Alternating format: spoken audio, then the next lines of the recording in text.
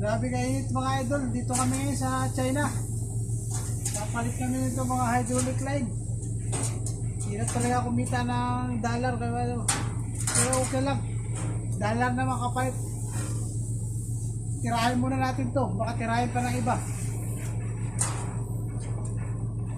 Let's go.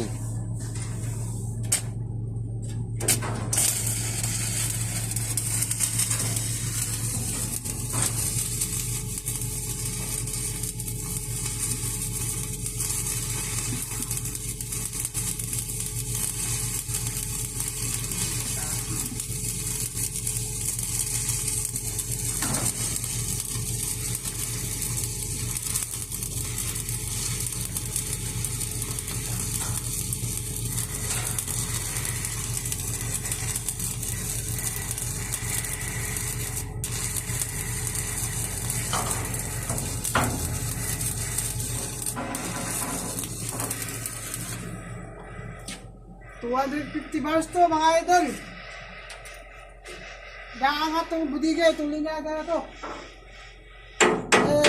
Dapat talagang pwede welding. $250.